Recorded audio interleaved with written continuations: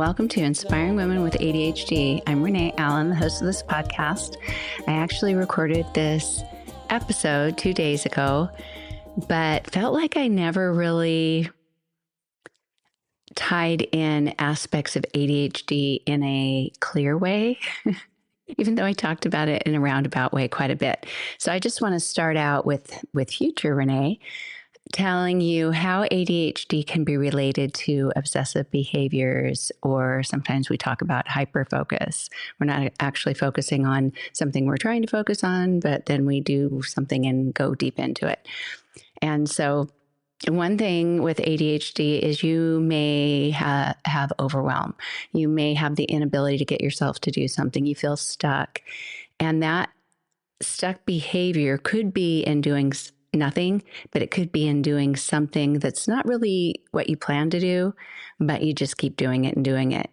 And that could be because when it takes a lot of dopamine in your brain to be able to get yourself to do something that might be overwhelming, that might sound daunting, or you might have dread for or something. And so when you can't get yourself to do one thing and you find something that's easier for you to do, or you start doing it and you have a lot of serotonin coming, you're feeling excited, you're feeling like this is fun to do, or you get really curious and you just keep going and going. There's different ways of hyper-focusing.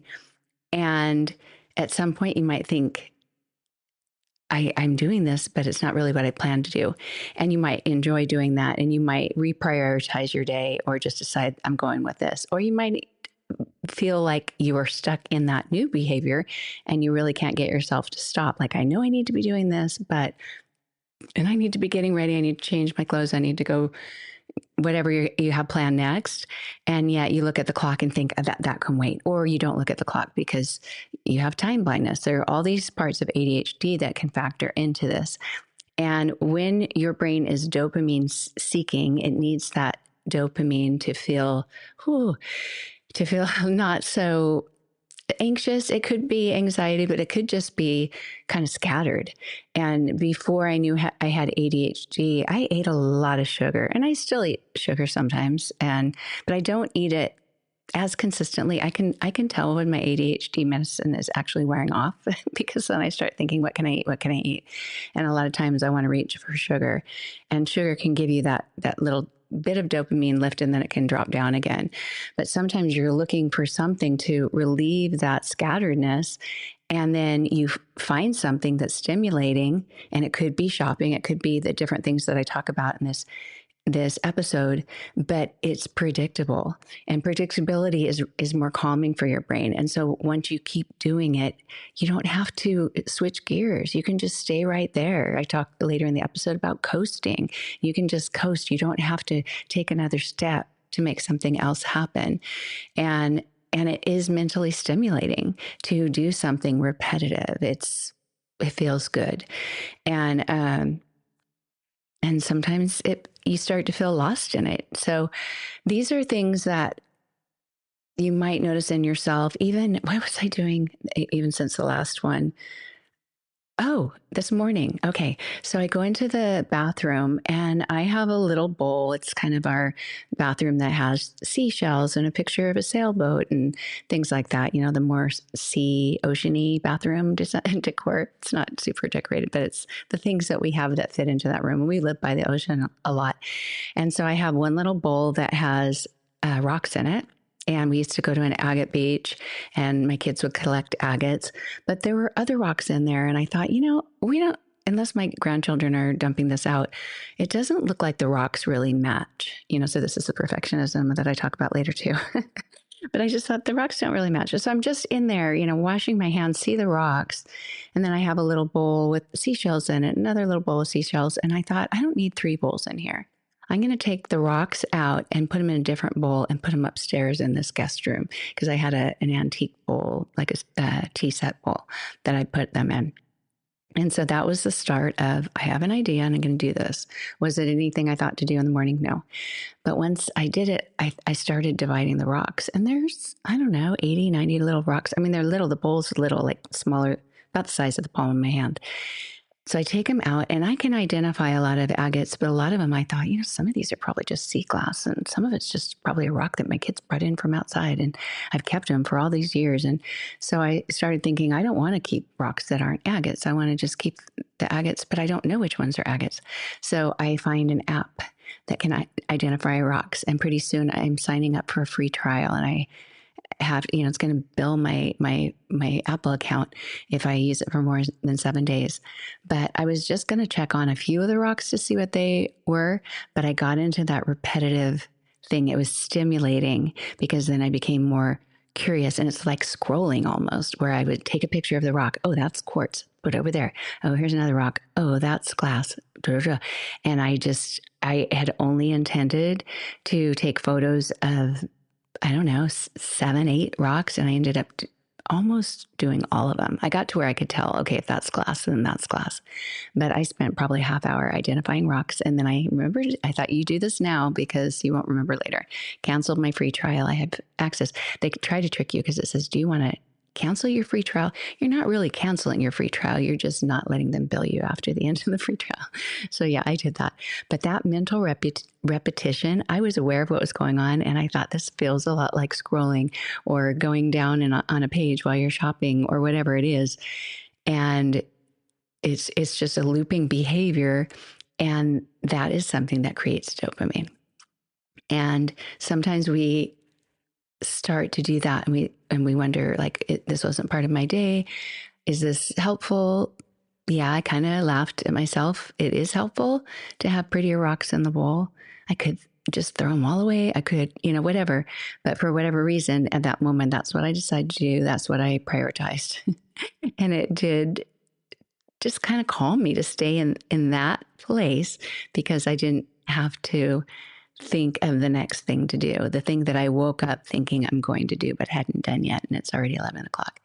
So it can just be a kind of a coping mechanism. Anyway, so that's kind of how it's related to our ADHD brain. I will let you go and listen to the actual episode. I might just keep the intro again. Hope you're okay with that. It's easier than editing it out, because then it might sound awkward. We'll see. We'll see how I do, because that's next. But thanks for listening, and here we go. Hello. Welcome to Inspiring Women with ADHD. I'm Renee Allen, the host of this podcast. So excited to be here. I want to talk about obsessive behaviors today, doing things that don't matter, but they matter to you, and how it's a part of ADHD. Do you do this? I feel like sometimes when I'm on the podcast that I'm talking and the listeners are thinking, no, we don't do this. We have ADHD, but we don't do this. And then I go onto Reddit or Facebook or Threads or somewhere where women with ADHD are talking about the problems they have, and I see that it's super prevalent.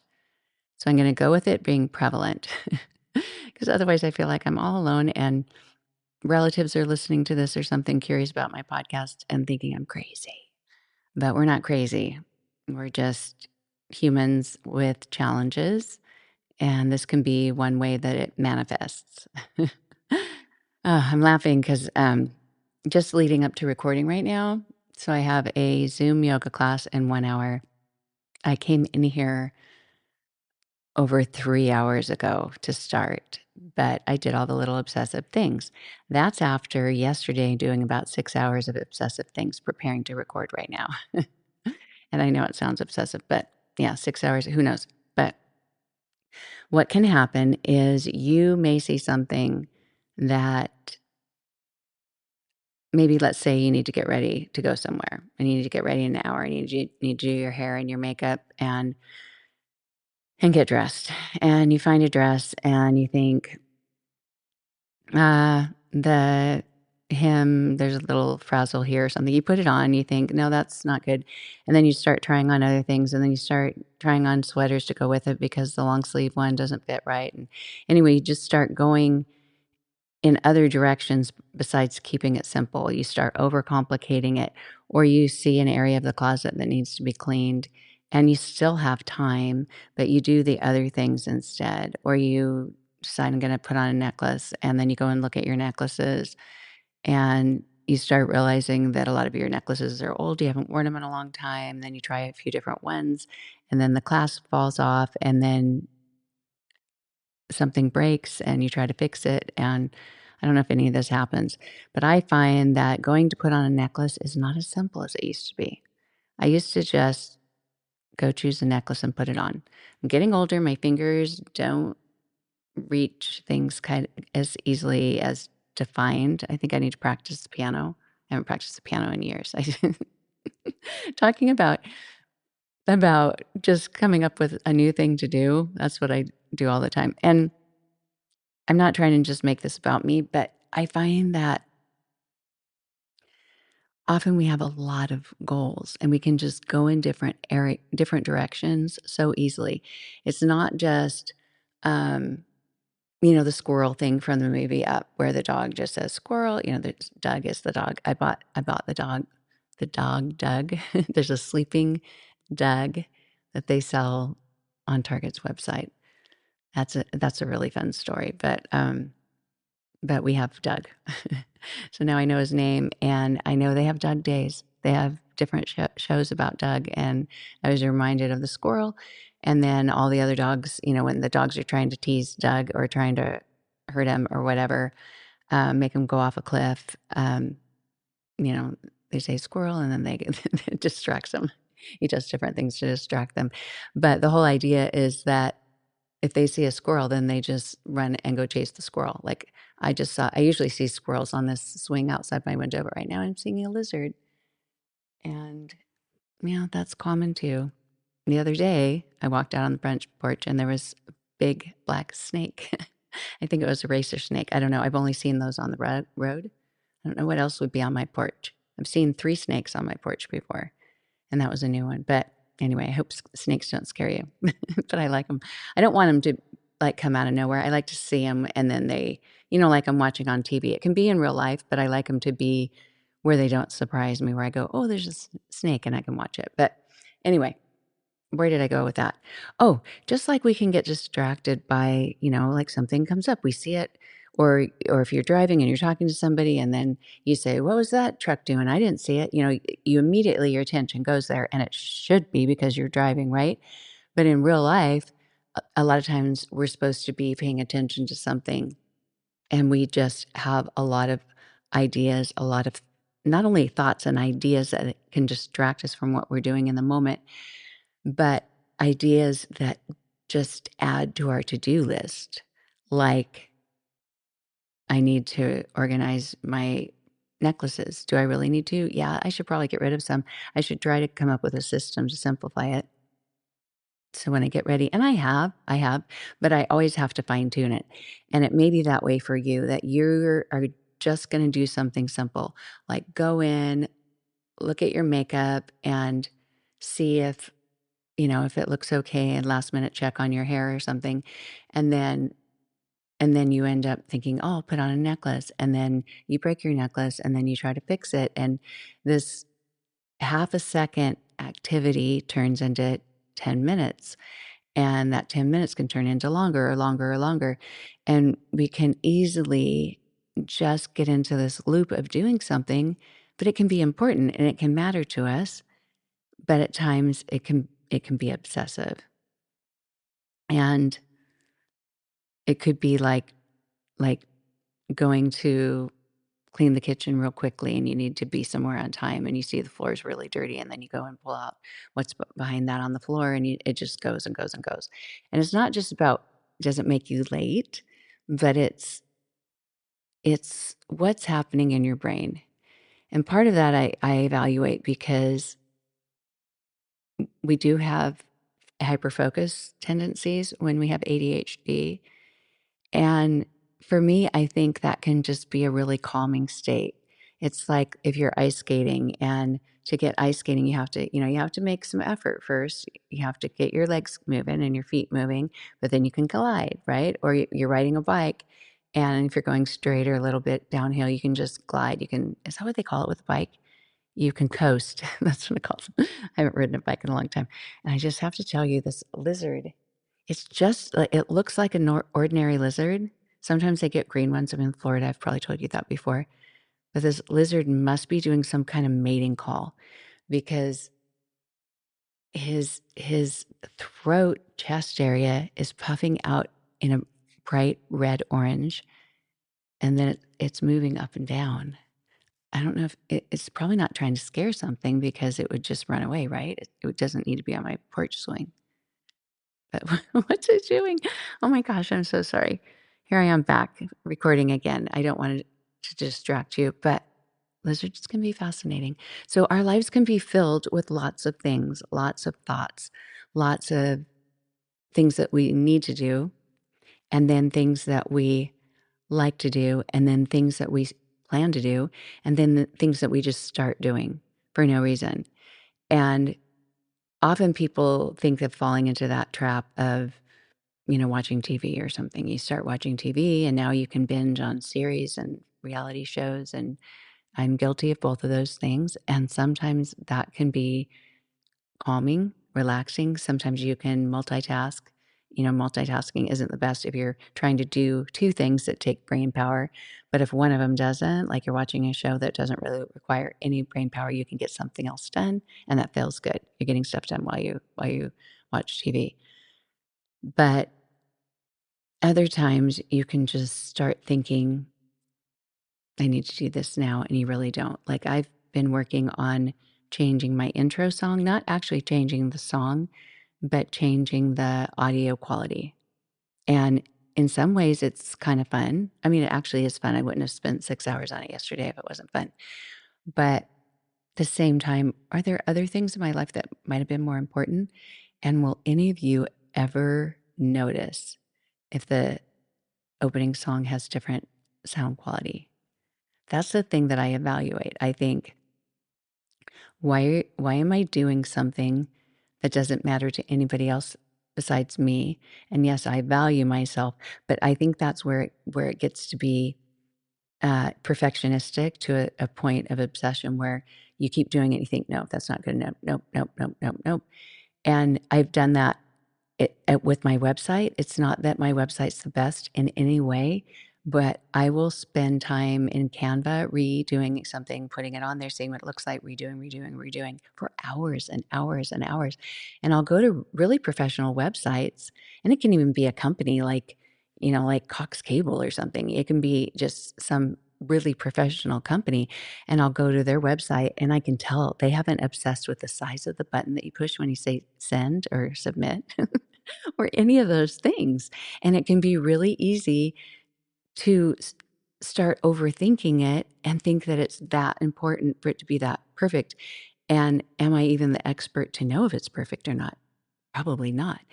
But if I were if I were my own employee, let's say if I were somebody else paying me to do what I'm doing, I would say, you're spending way too much time with this. This is fine. Show me through. Let's choose one. This is fine.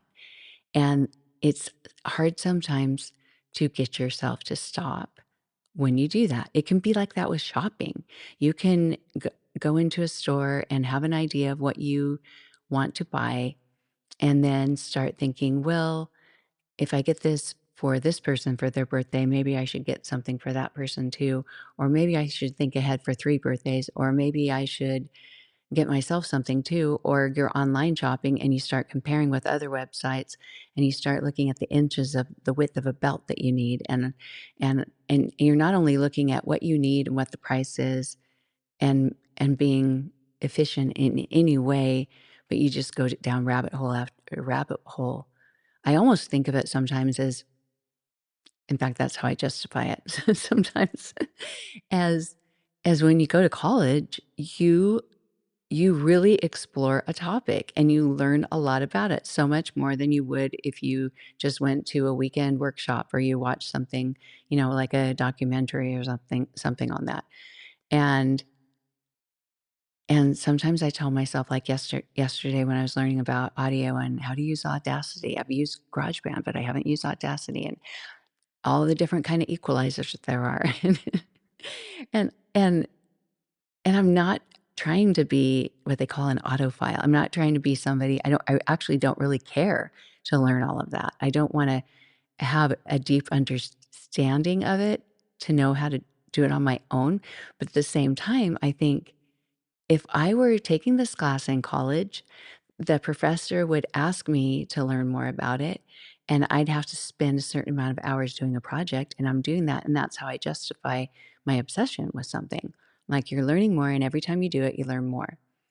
However, there's a time constraint in my life. I really shouldn't be spending that much time. And back to noticing what happens in your brain is often we do these things because our brains do have the ideas and they do have the perfectionistic qualities. And sometimes we can be obsessive about things. Does that mean we have OCD? No. Does it mean we have OCPD? PD? No, but we could. There are people who have both. But it could just be that you have some obsessive behaviors, and maybe it's because you have a curious mind, and that is something else that comes with ADHD is being curious. So maybe that's what it is. Or maybe it's avoidance. Maybe there's something that's more important to do that you dread. Maybe you can't remember what it is that you needed to be doing, which is executive dysfunction too, right? Of what was I doing? I don't know what I was doing. And it's not like you're even thinking, I don't know what I was doing. You just go to the other thing and you've forgotten that the other thing's a priority. It can get really complicated.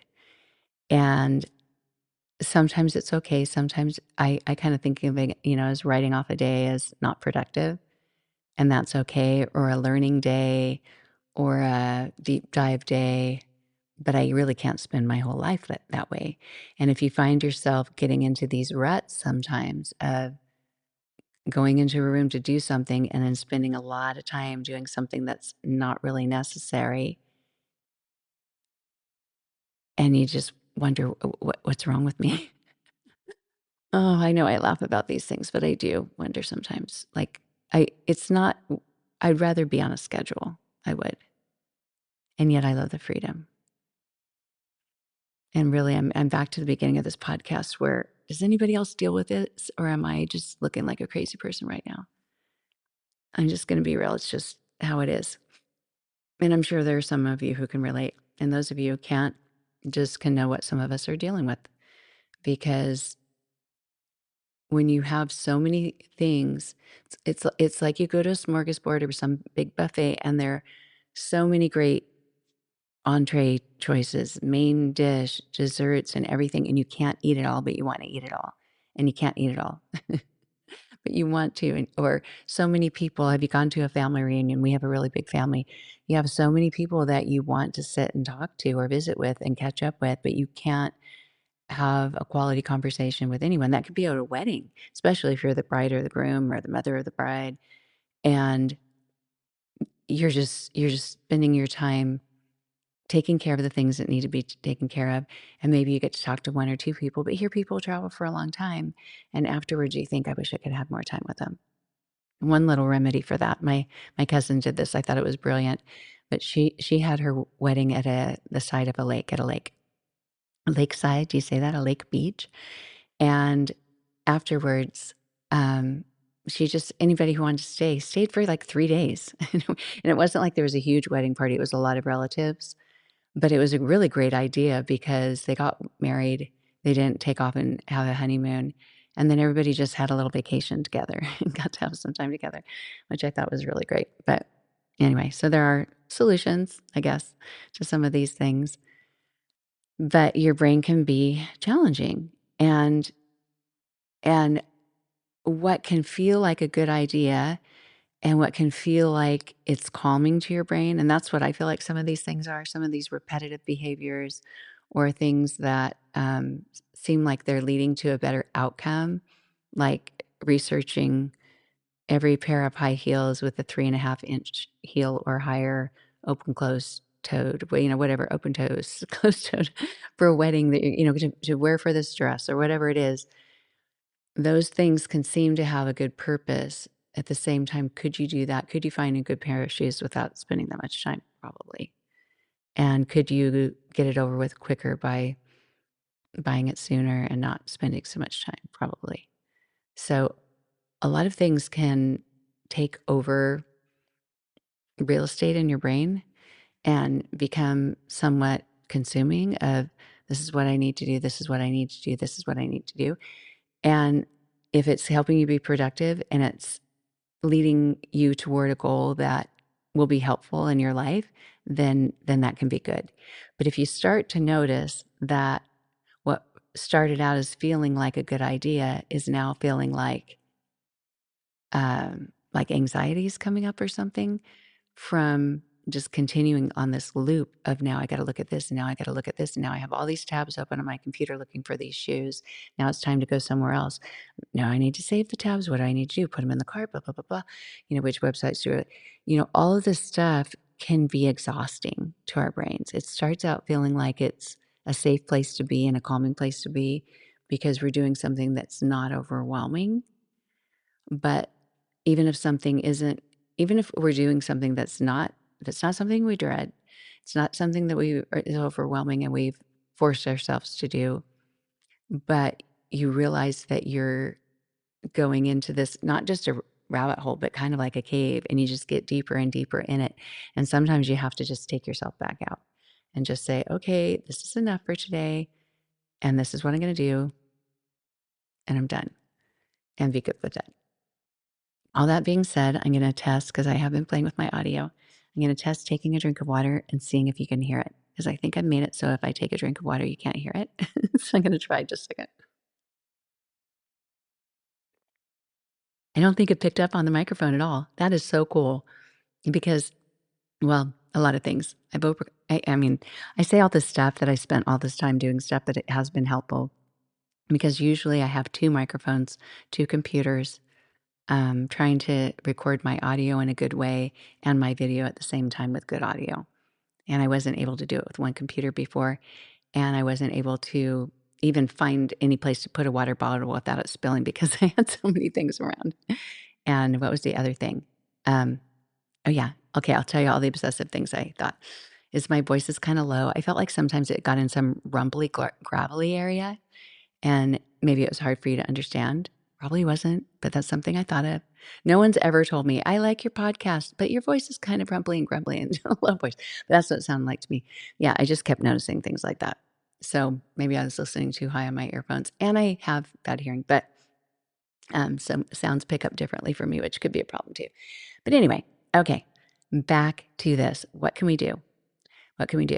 So I love being curious about my brain, and I hope you do too, because it can help you not only cope with the crazy ways. I'm calling it crazy. It doesn't. You don't have to call it crazy. With the challenging ways that your brain works, the interesting ways that your brain works, and observing that can be helpful because you could just be putting yourself into a I can't do this and other people can category. Like they can do it, I can't. I'm not productive, they are.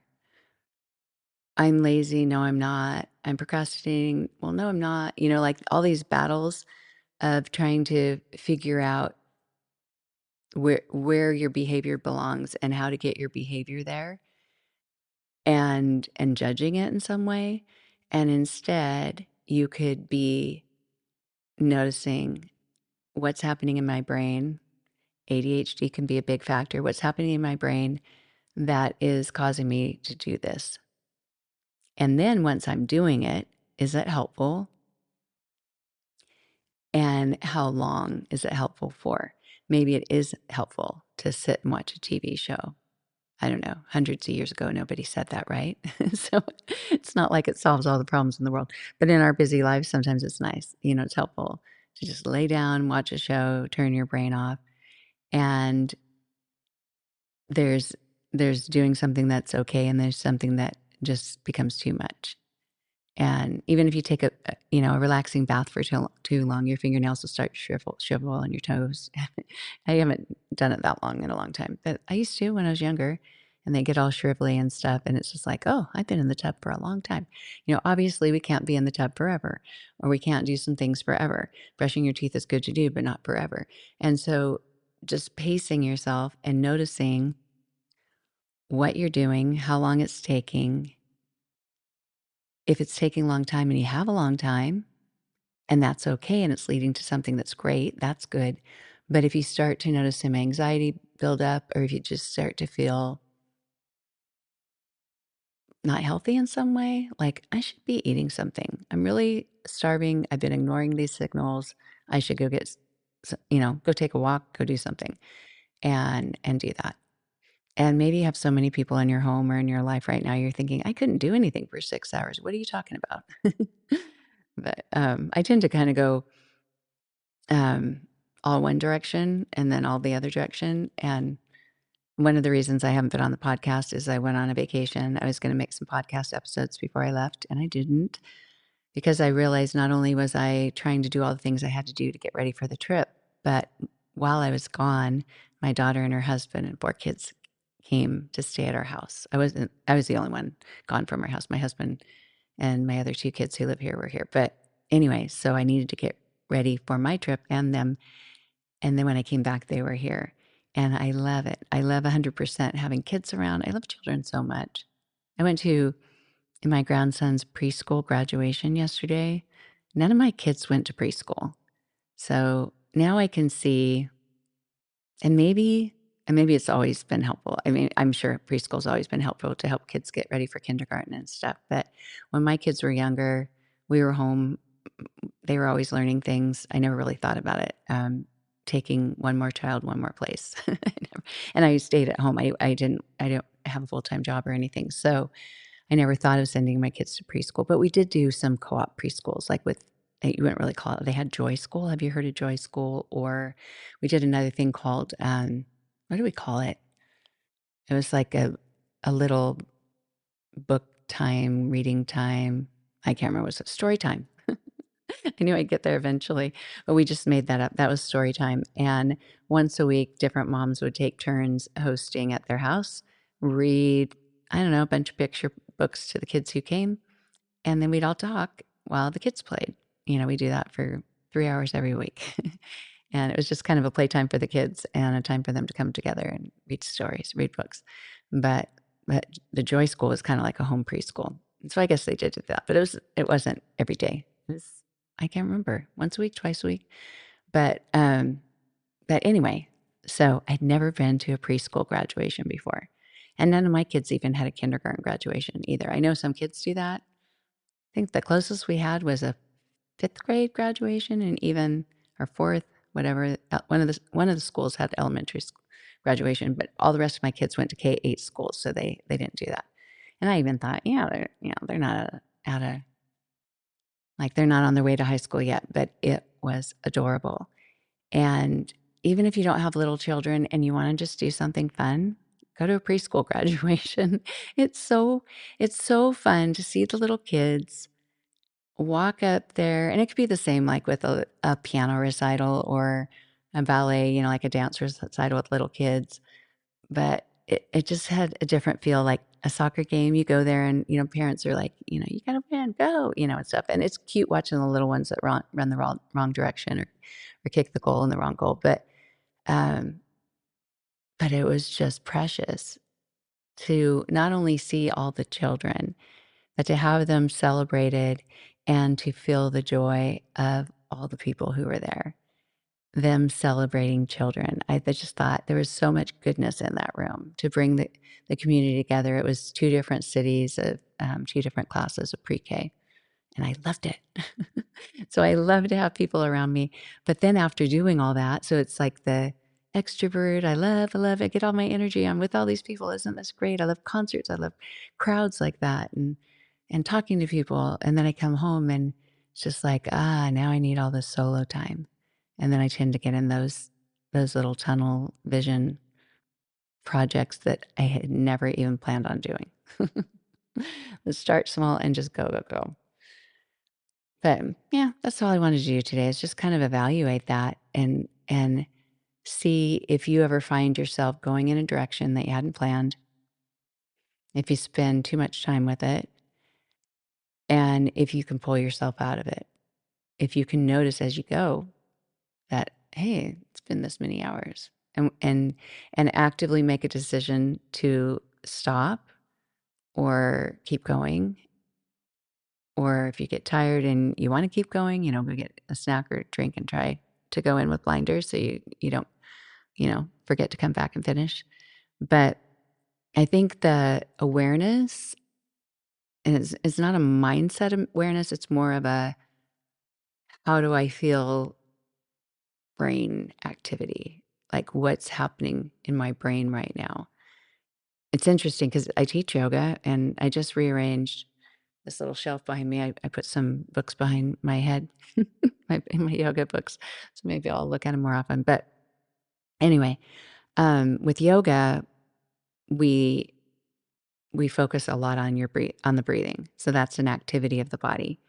It's an activity that you can either just not think about and you're doing it. Hopefully, most of us, if we're alive, we're breathing without thinking about it.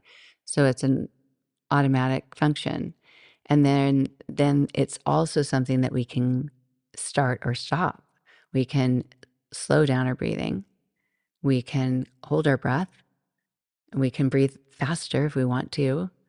And sometimes it's involuntary. Like if you're crying, you might notice your breathing pattern is different. And that's because your body is expelling energy in some way that's needed when you cry. And when you manually create that, then you can really release energy and tension also, even sadness. It's kind of fascinating. But that's one thing that you can be aware of is your breathing. And then you can also notice your heart rate. And that's, what are the ways to do that? They say touching your heart, like you're also feeling it in your hand. But what are the places like your neck and your wrist that you have to use certain fingers because your thumb has a pulse too or something? I don't know. I'm not a medical professional for sure. But even if I'm laying down teaching yoga or in a child's pose or something, I can sense my heartbeat. I can feel the pace of my heartbeat. And so those are some things that we can notice, but we can't manually change, right? We can't manually change the heartbeat just sitting there, but you can run or climb a hill or something and see your heart rate go up. And so it's not like breathing where you can go, okay, in 2, 3, 4, 5, 6, or something like that, but you can affect it in some way. And so there are just different things that you can notice. In yoga, we also notice, how does my body feel? Where am I noticing tension? Where am I noticing energy? Sometimes after we've done a deep stretch pose on one side, then you come still and you can just feel all the areas that have been affected. You can feel like the heat or energy. I don't know what it technically is, but you can observe these things. And you can also observe your emotional state. And sometimes it can come out of nowhere. You can just start crying, or you can, anger doesn't usually come out of nowhere, but you can be angry. You can be happy. You can feel good. You can notice your emotional state.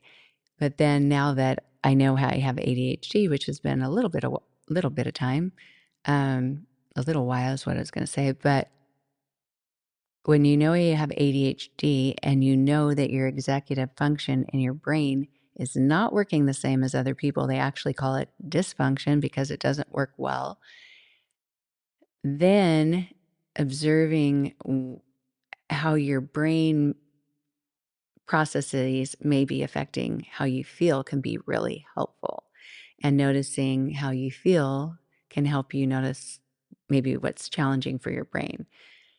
And just kind of putting it all together can help you in your life do things in a way that's more useful, more helpful, more beneficial, maybe help your surroundings look better or help you reach any goal that you have.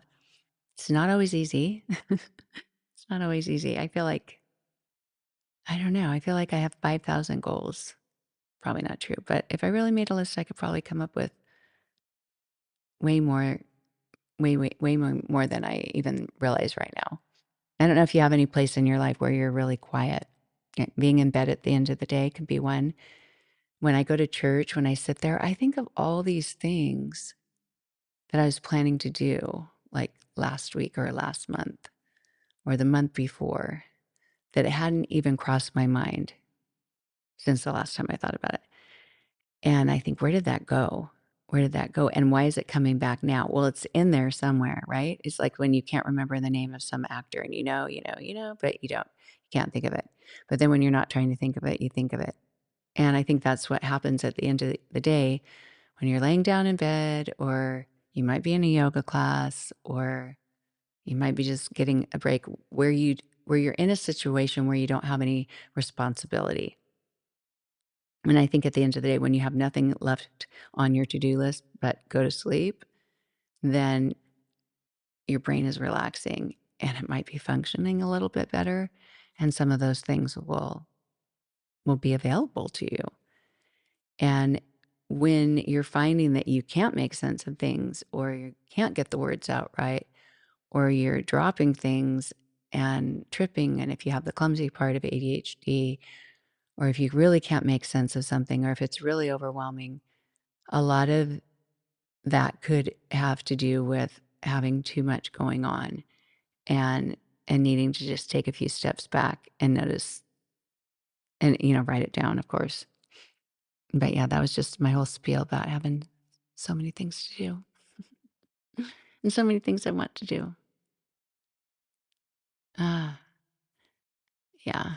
And then I hear somebody, talk on social media or even at church or on a podcast about new things that we should be doing to be a responsible citizen, or get involved, or inspiring you to do this, all these things. I know I'm supposed to be inspiring you with my podcast.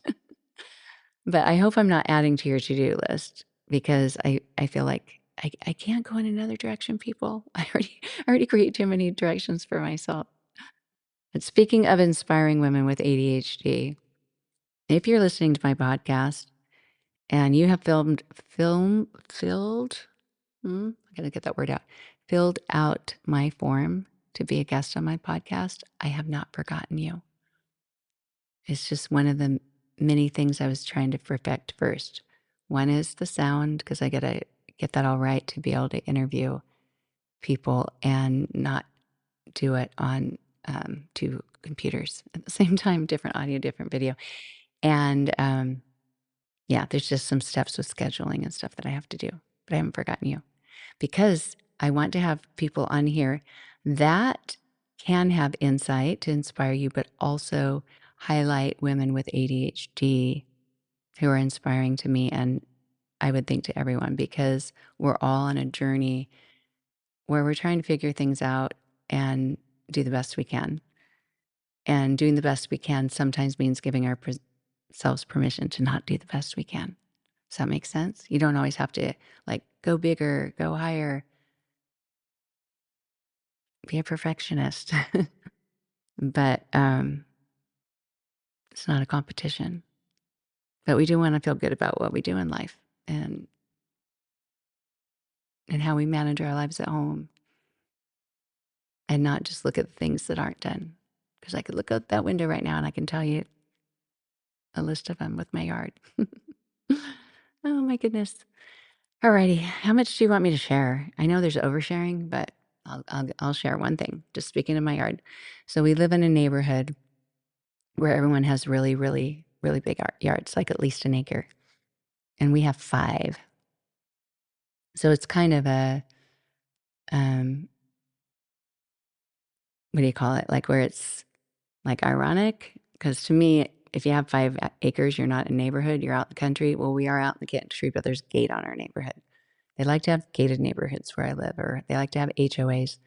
And they decided that all of the fences along the fronts of our houses need to be replaced. And they told us it was going to cost $9,000. Well, we don't have $9,000. This is over a year ago. And a lot of the people thought the same thing. We don't have $9,000. And so I think if enough people got involved that they found someone who could do it for a lot less. So $1,500 is what we had to pay. And then a few days ago, like last Friday. So it wasn't a few days ago, but a few days before they started on the fences, they wrote and said, we're starting on the fences. You have to clear space, like how your yard looks, the landscaping behind the fence, 3 feet on the other side, because they maintain the other. They just kind of mow that little grassy area. But the rest of us have either yards or crazy jungle forests that you can have in Florida. There's just trees and there's soft palm meadow bushes and there's all kinds of who knows what growing. It's just green, green, green, green, green, and it just doesn't stop growing. And then the trees just have limbs that fall. So this yard is not easy to maintain, but it's pretty because you can just say, well, it's a forest, so that's fun. But our fence line, we have a really wide triangle. So our fence line is probably longer than anyone else. So we're getting a good deal to pay the same price for our fence as everyone else. But clearing out that 3 feet, I don't know. I don't know when I'm going to be able to do that. So that's on my to-do list that I probably won't do. They said if we don't, then they'll do it and charge us for the landscaping. But I've been looking at the rest of the neighborhood, and they've been putting up the fence, and so far they haven't been clearing anybody's yard that's kind of jungly like mine. So I probably will clear some of it, because if they want to have to paint from the other side, they can't be standing in that. I mean, I want to comply, but that's another to-do list thing. And I'm not the only one who lives here, but we all have busy lives.